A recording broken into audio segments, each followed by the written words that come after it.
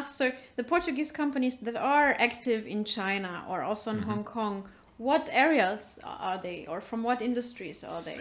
I know wine. I know Yes. a wine company Very well. being based in Hong Kong. But what else? Like what kind of industries of Portugal are represented in China and Hong Kong?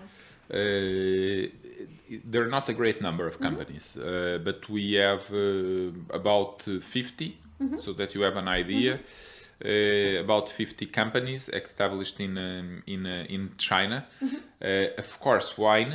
We have a couple of wine companies directly established. Only a few with sales. Yeah. A lot of them, of Yeah. course. Especially nowadays with e-commerce, Yeah. it's much easier. And fortunately, the Portuguese investment agency is also supporting Portuguese companies. Okay. And they're providing them the courses, the learning materials, everything, so that they can do it by themselves. Yeah. And they have had some very good initiatives, and so we see more and more Portuguese companies doing that. So mostly export. Then we have, like I mentioned in the beginning, we have auto, like parts of companies, parts of autos. Yeah. We have a couple of them in China, established in China. We have in the food area also. We even have our Portuguese national team with sales in e-commerce. Yeah. You know, very a success. Yeah. So it's very good.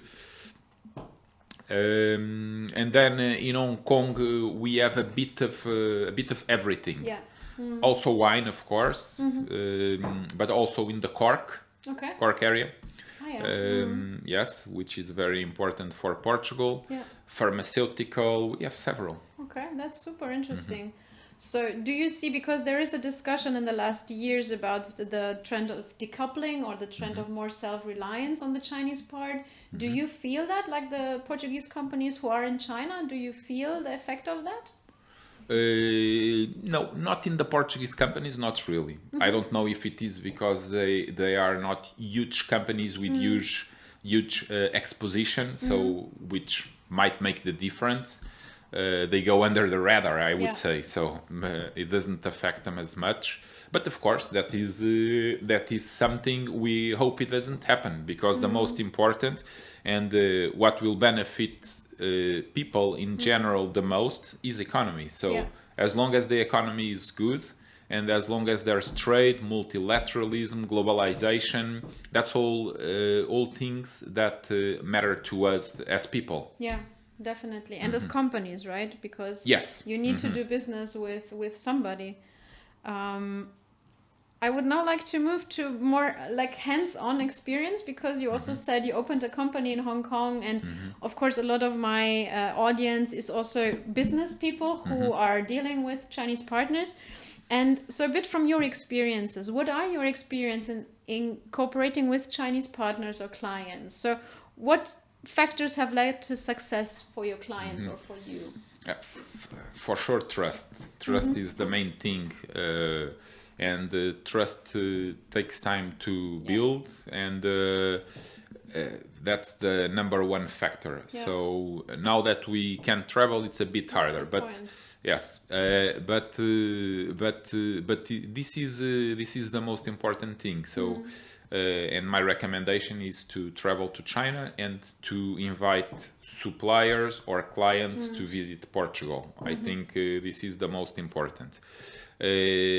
On the other end, it also must be said that the fact that traveling is so hard Yeah. has also opened opportunities even for companies that didn't consider Yeah. China or Hong Kong before. Yeah. So now they have access to do things they didn't have access to, because on the other side they're also more open because they have no other alternative. So they need to go to Yeah. Zoom, they need to go digital, and that's good because that also opens a lot of opportunities. And you have mentioned Hong Kong before. Hong Kong I know also very well, and we have been promoting Hong Kong in Portugal a lot, and So I would like to say it's the easiest place to open a company. It's very friendly. The staff in the local government, different offices, they're very supportive, and I, of course, I always recommend to go to China through Hong Kong. Because it's easier. Yeah. Culturally is much Yeah. easier, you know. It's a Yeah. very good first step. It was what I did when I went to China. Yeah. And I really appreciated the strategy that we have adopted. Okay, that sounds really nice.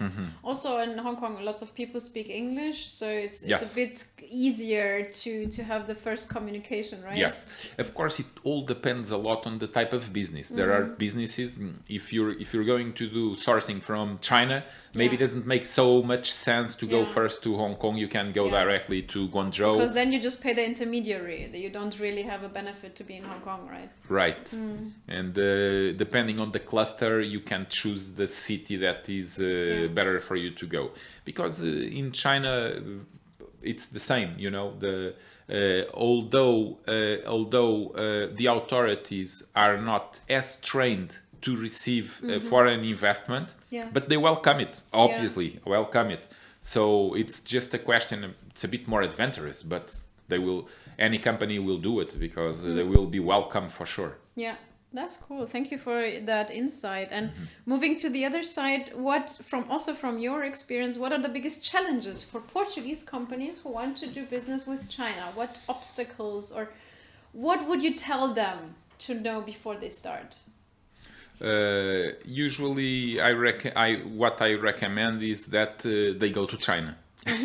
That is Yeah. the very first step. Like look and see trips, you mean? To be there personally? Yes, to go there personally, Yeah. exactly. They should go to China to participate in trade fairs, trade exhibitions, and that is the very first step. Yeah. And then build trust, build relationships before they can begin. Yeah. Of course, this is a very general advice because Yeah. it depends. There are companies they're just trying to sell a product that they produce in Portugal, so it depends a lot on what it is. Yeah.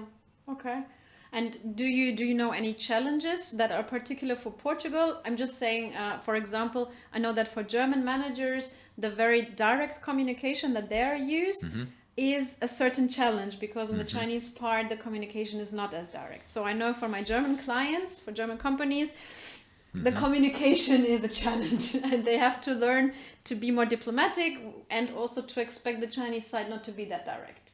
Are there any such cultural challenges for Portuguese from your experience? Yes, the Portuguese. The Portuguese are, in general, they can adjust to the other side. In general, they will do.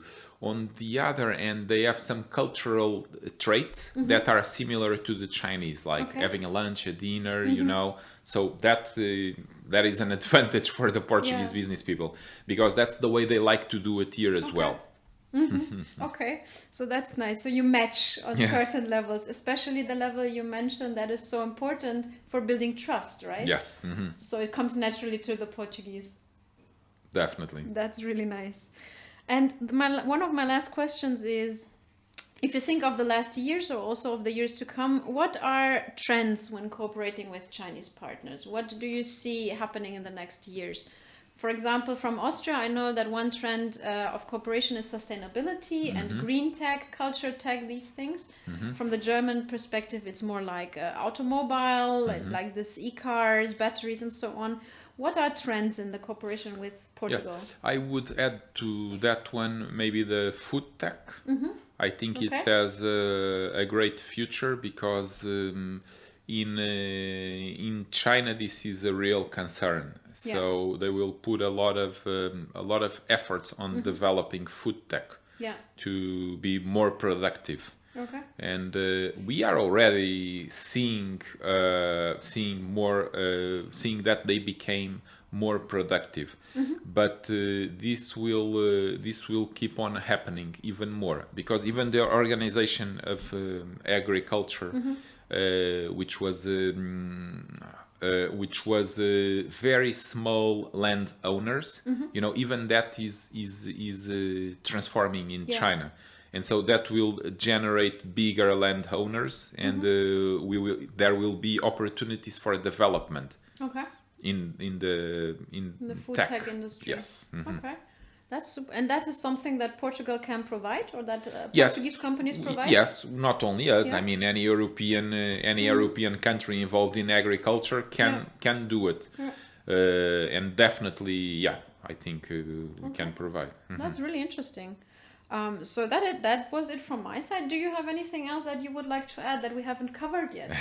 No, I just want to mention one more thing that I think is an advantage to Portuguese business people, which is the link that we have with China through Macau, which this year, makes 509 years. Yeah. And the Chinese side values that link, because for 509 years now, we have had an excellent relationship with China through Macau. We never had a war or anything. Everything was always, of course, we have had our disagreements. Yeah.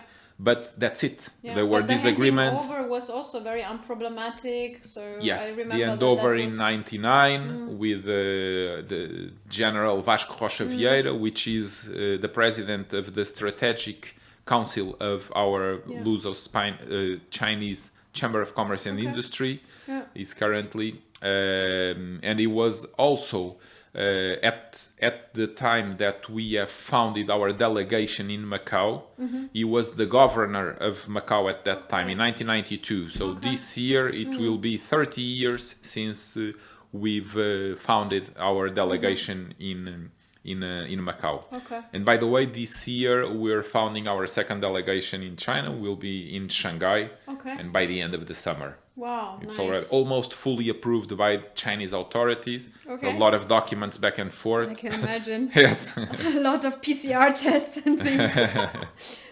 Wow. So fingers crossed that the delegation will go through that. Yes. Now it's confirmed. It's confirmed. Okay. It's just a question of a time because everything takes time. Yeah. That's impressive. That's really. Thank you so much for all of your experience, for all of your insights. I would like to end the interview with a more personal question. Do you have a favorite Chinese dish? Everything is about food in China. So. Yes. Yes, I like very much Cantonese food. Ah, yeah. Yes.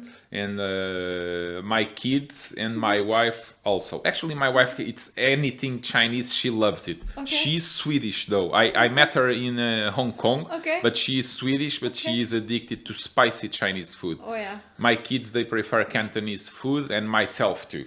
Okay, it's more sweet sour, right? Yes, the Cantonese one. Okay, so compliments to your wife. I'm also on the Sichuan food spicy side. Yes.